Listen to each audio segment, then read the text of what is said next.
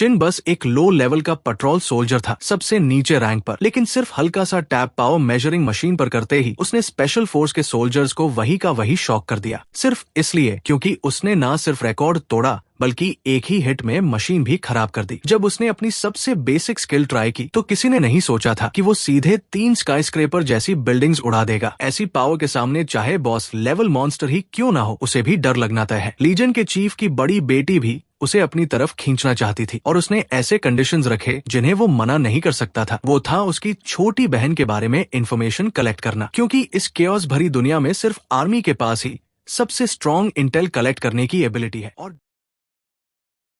चिन ने बाहर झांक कर देखा और चौंक गया कि ये मधुमक्खियां इतनी बड़ी कैसे हो सकती है। ये तो बिल्कुल अलग लेवल की क्रीचर्स लग रही है। यिंग ने चिढ़कर कहा कि उसने पहले ही बताया था कि ये आयरन स्टिंग है, कोई छोटी मोटी बीस नहीं है। और उसी वक्त ड्राइवर ने तुरंत गाड़ी घुमाई और सबको पकड़कर बैठने को कहा। अगले ही पल पूरा झुंड एक साथ हमला करता है और दर्जनों जहरीले स्टिंगर्स गाड़ी पर बरसने लगते हैं, जिससे गाड़ी जोर जोर से हिलने लगती है। यिंग घबरा गई और बोली कि ये आयरन स्टिंग का स्टिंग अटैक है और हमारी आर्मोर्ड गाड़ी इसे ज्यादा देर तक नहीं झेल पाएगी, क्योंकि ये बहुत पावरफुल है। चिन ने तुरंत फैसला लिया और बोला कि बाहर के बीच वो संभाल लेगा और साथ में अपनी नई एबिलिटी भी टेस्ट कर लेगा, क्योंकि ये सही मौका है। गाड़ी लगातार अटैक झेल रही थी और हालत खराब होती जा रही थी। तभी चिन ने दरवाजा मेल्ट किया और बिना डरे सीधे बाहर कूद गया। उसने जाते जाते कहा कि बाकी लोग कवर ढूंढ ले और डिफेंसिव पोजीशन ले ले। चिन बाहर निकलते ही पूरे झुंड के सामने खड़ा हो गया और सीधे उनसे भिड़ गया। उसके मूव्स काफी तेज और कॉन्फिडेंट थे, जैसे उसे बिल्कुल डर नहीं लग रहा हो। ड्राइवर ये देखकर शॉक में आ गया और बोला कि ये कैसी एबिलिटी है, इसने गाड़ी का दरवाजा ही वेपन बना दिया, ऐसा पहले कभी नहीं देखा। यिंग हंसते हुए बोली कि ये ट्रांसफॉर्मेशन एबिलिटी है और टेस्ट के समय इसने बीस्ट कोर एब्जॉर्ब किया था। लेकिन उसने सोचा नहीं था कि ये अपनी एबिलिटी को ऑब्जेक्ट्स पर भी यूज कर सकता है और ये बहुत रेयर और पावरफुल स्किल है जिसे उसे रिकॉर्ड करना ही पड़ेगा। तभी अचानक एक नीले रंग का अटैक बहुत तेज स्पीड से आया और सीधे चिन के आर्म गार्ड को पार कर गया, जिससे वो एक पल के लिए चौंक गया। उसने तुरंत महसूस किया कि ये अटैक 20 के स्टिंगर से भी ज्यादा डेंजरस है और उसकी डिफेंस को भी ब्रेक कर सकता है, जो कि बड़ी बात थी। चिन ने समझ लिया कि अगर उसने अटैक का सोर्स नहीं ढूंढा तो धीरे धीरे वो डैमेज लेकर हार सकता है। इसलिए उसने जोर से सबको वार्न किया कि यहाँ एक और एनिमी है। यिंग और ड्राइवर तुरंत गाड़ी से उतरकर पास की एक बड़ी चट्टान के पीछे छुप गए और बाकी लोगों को भी वही आने को कहा ताकि वो सुरक्षित रह सके। उसी समय दूसरी गाड़ी से एक सोल्जर फायर थ्रोअर लेकर बाहर आया और बोला कि ये 20 आग से डरती है, इसलिए वो अटैक करेगा। और जैसे ही वो खुली जगह में आया, एक नीले स्पाइक ने उसे हिट कर दिया। वो स्पाइक उसके फ्यूल टैंक को चीर गया और अगले ही पल बड़ा एक्सप्लोजन हुआ, जिससे वो सोल्जर वही खत्म हो गया। चिन ये देखकर और अलर्ट हो गया और उसने जोर से पूछा कि ये ब्लू अटैक्स कहां से आ रहे हैं, क्योंकि ये क्लियरली किसी और एनिमी का काम है। यिंग ने तुरंत टैबलेट पर डेटा चेक किया और बताया कि ये क्वीन बी है जो हंटर लेवल की है और उसका पॉइजन आर्मोर को भी डिसोल्व कर सकता है। उसने साफ कहा कि ये इन्फॉर्मेशन गलत थी और ये कोई लो लेवल नेस्ट नहीं बल्कि उससे कहीं ज्यादा डेंजरस सिचुएशन है। चिन ने तुरंत फैसला लिया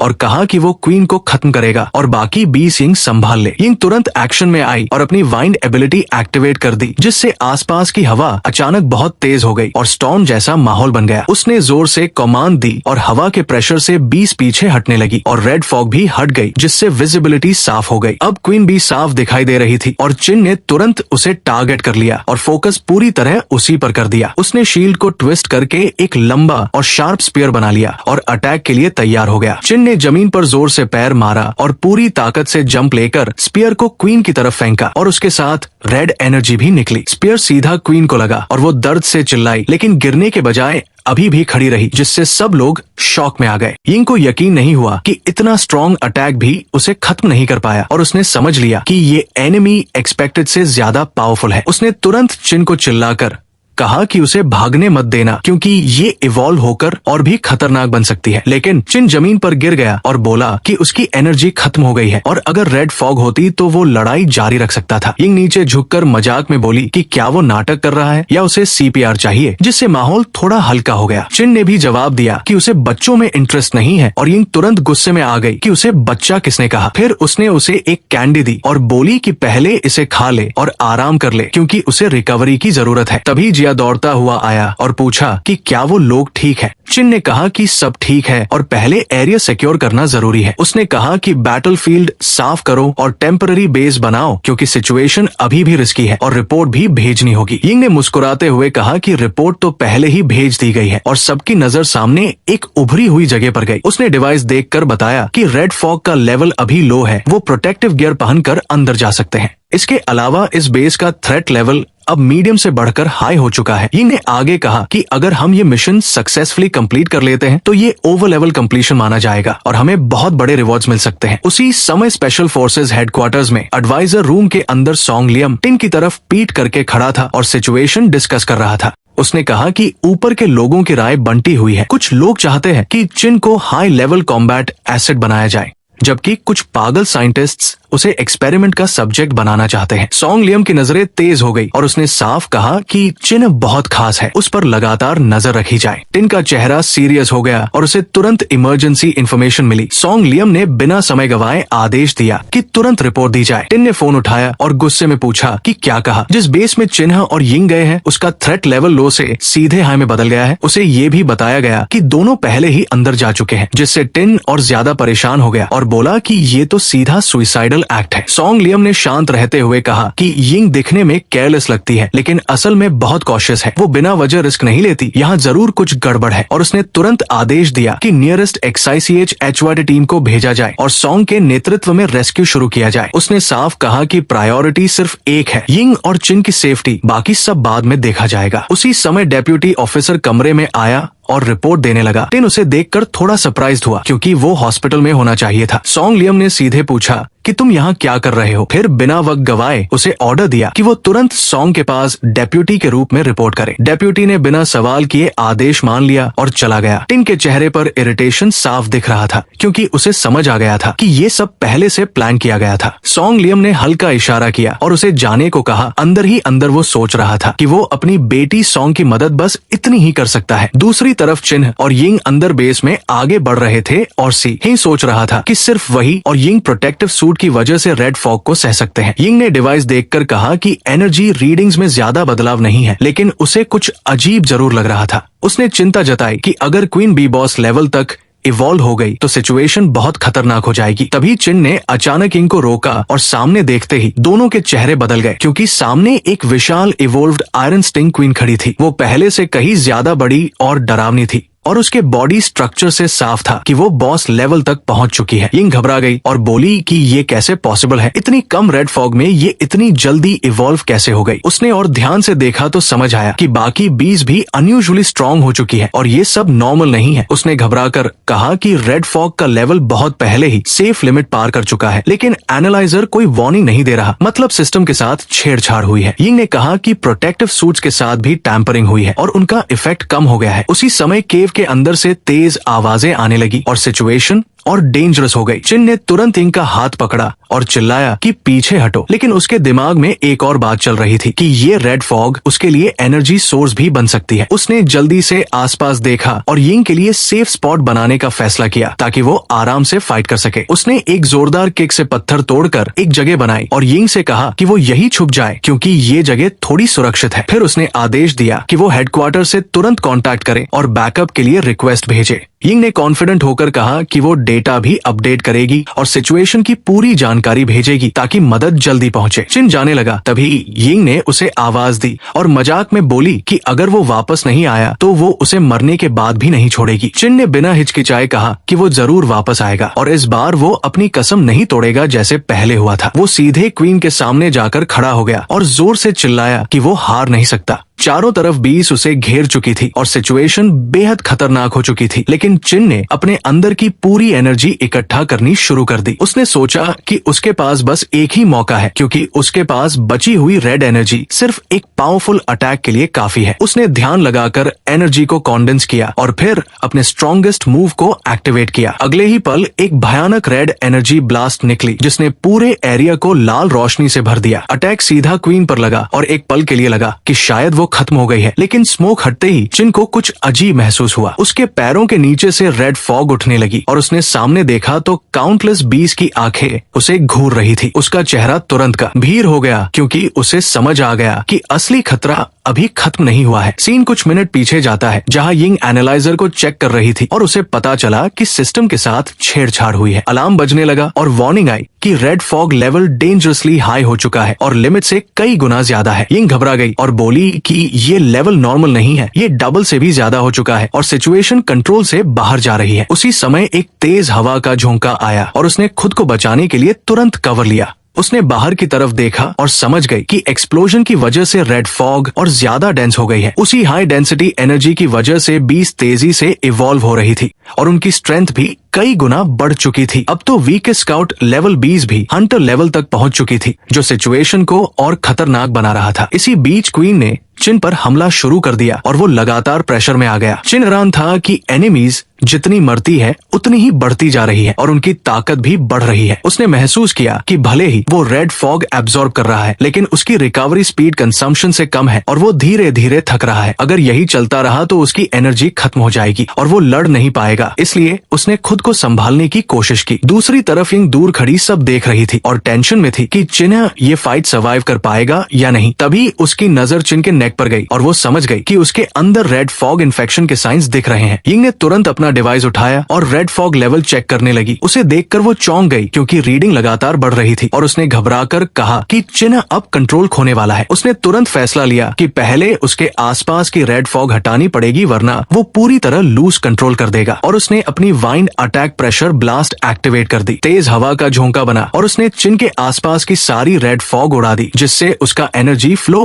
अचानक टूट गया। यिंग ने अंगूठा दिखाकर कंफर्म किया कि यही सही टाइमिंग है और फिर बिना देर किए जोर से बोली, अब एक्सप्लोड। अगले ही पल एक बड़ा ब्लास्ट हुआ और चिन बीच में खड़ा पूरी तरह कंफ्यूज हो गया। उसे समझ ही नहीं आया कि अभी क्या हुआ। उसने अंदर ही अंदर गाली दी और उसका चेहरा उतर गया क्योंकि उसकी एनर्जी अचानक इंटरप्ट हो गई थी। उसने गुस्से में सोचा कि किसने रेड फॉग हटा दी। उसकी पूरी पावर फ्लो रुक गई और वो अब कमजोर पड़ गया है। इसी बीच आयरन स्टिंग बीस्ट की आंखें लाल हो गई और वो और भी ज्यादा अग्रेसिव होकर उस पर हमला करने लगी। चारों तरफ से तेज स्पाइक्स उसकी तरफ आए और चिन ने तुरंत अपने हाथों से खुद को बचाया और डैमेज मिनिमाइज करने की कोशिश की। उसने महसूस किया कि इन स्पाइक्स का पॉइजन पैरालिसिस इफेक्ट दे सकता है, जो सिचुएशन को और खराब बना देगा। लेकिन तभी पीछे से भी अटैक आया और चिन का चेहरा तुरंत सीरियस हो गया क्योंकि अब बचना मुश्किल लग रहा था। उसी क्रिटिकल मोमेंट में डंग ची तेज स्पीड से आया और उसने अपने शरीर से वो अटैक ब्लॉक कर लिया। चिन ये देखकर शॉक हो गया और बोला, डेप्यूटी डंग ची। डंग ची दर्द में दांत भींचते हुए बोला कि लड़ाई अभी खत्म नहीं हुई है। अब दोनों चारों तरफ से 20 से घिर चुके थे और सिचुएशन पूरी तरह सराउंडेड हो चुकी थी। तभी अचानक हवा में मैजिक बुलेट्स की आवाज गूंजी और नए अटैकर्स बैटलफील्ड में आ गए। वो थी सॉन्ग, जो अपनी टीम के साथ बैकअप लेकर पहुंची थी और उसने आते ही सिचुएशन संभाली। चिन ने हैरानी से पूछा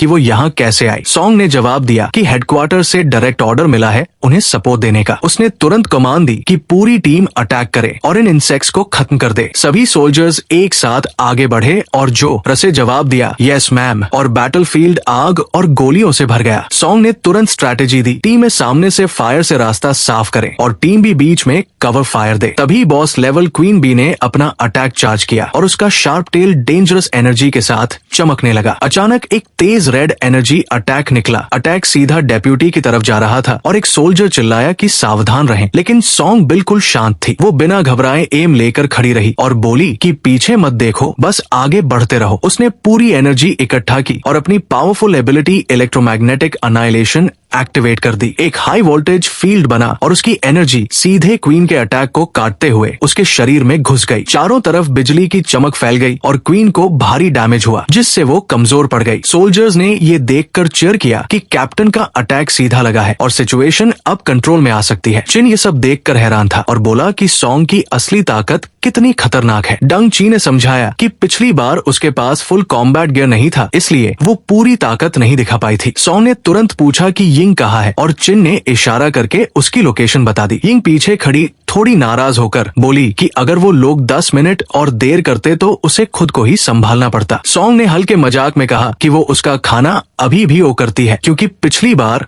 उसने उसे बचाया था, लेकिन चिन चुपके से पीछे हट गया ताकि वो खुद की एनर्जी रिकवर कर सके। वो रेड फॉग के बीच खड़ा होकर धीरे धीरे एनर्जी एब्जॉर्ब करने लगा ताकि अगली फाइट के लिए तैयार हो सके। उसने सोचा कि उसका पिछला अटैक क्वीन को खत्म नहीं कर पाया, इसलिए तभी उसने नोटिस किया कि रेड फॉग एक जगह पर इकट्ठा हो रही है और कुछ अजीब मूवमेंट हो रहा है। पूरी टीम ने भी ये चेंज नोटिस किया और सबकी नजर उसी डायरेक्शन में चली गई। डेप्यूटी ने देखा कि क्वीन वापस आ गई है और वो सारी रेड फॉग को एब्जॉर्ब कर रही है ताकि खुद को और स्ट्रॉन्ग बना सके। यिंग ने जोर से कहा कि वो अपने बॉडी को अपग्रेड करने के प्रोसेस में है और ये बहुत खतरनाक हो सकता है। उसके डिवाइस ने वार्निंग देना शुरू कर दिया कि रेड फॉग लेवल 4 तक पहुंचने वाला है। यिंग ने घबराकर कहा कि ये रेड फॉग आखिर कहां से रही है। क्वीन ने जोर से चीख मारी और उसके आसपास की सारी बीस और एग्रेसिव होकर टीम को घेरने लगी। डेप्यूटी ने तुरंत रिपोर्ट दी कि पीछे से हंटर लेवल 20 का पूरा झुंड आ रहा है। चिन ने तुरंत जंप किया और चिल्लाकर कहा कि बाकी लोग स्वाम को संभालें और वो खुद क्वीन को हैंडल करेगा। दोनों लड़कियों ने उसे रोका, लेकिन वो ऑलरेडी आगे बढ़ चुका था। सॉ ने तुरंत आदेश दिया कि पूरी टीम 20 को एंगेज करे और चिन को कवर दे। चिन दीवारों पर जिगजैग तरीके से तेजी से कूदता हुआ क्वीन आयरन स्टिंग की तरफ बढ़ा। उसने अपनी आर्म्स को ट्रांसफॉर्म किया और बार बार क्लॉज से अटैक किया, लेकिन क्वीन पर कोई असर नहीं पड़ा। उसने तुरंत स्ट्रैटेजी बदली और अपनी स्ट्रॉन्ग स्किल रेड बर्स्ट को सीधा उसके ऊपर फेंक दिया ताकि मैक्सिमम डैमेज हो सके। जैसे ही वो जमीन पर उतरा, एक जोरदार एक्सप्लोजन हुआ और पूरा एरिया हिल गया। धुआं छंटने का इंतजार करते हुए चिन ध्यान से देखने लगा कि क्या अटैक सफल हुआ या नहीं, लेकिन तभी स्मोक के अंदर से एक तेज अटैक उसकी तरफ आया। अटैक बहुत फास्ट था, लेकिन उसने सही टाइमिंग पर डॉज कर लिया और तुरंत समझ गया कि सिर्फ एनर्जी अटैक से इसे खत्म करना पॉसिबल नहीं है। तभी उसकी नजर क्वीन के छोड़े हुए शार्प स्पाइक पर पड़ी। वो आगे बढ़ा, उस स्पाइक को उठाया और अपनी ट्रांसफॉर्मेशन एबिलिटी से उसे एक तलवार में बदल दिया। क्वीन लगातार स्पाइक्स फेंक रही थी, लेकिन चिन उन पर स्टेप करके आगे बढ़ता गया। उसने एक स्पाइक को बीच से काटा और अपने बचे हुए सारे रेड एनर्जी को उस स्वॉर्ड में कॉन्सेंट्रेट कर दिया। उसने दांत भींचकर कहा कि अगर दुश्मन ने उसे हथियार दिया है तो वो उसी से उसका अंत करेगा। अगले ही पल उसने पूरी ताकत से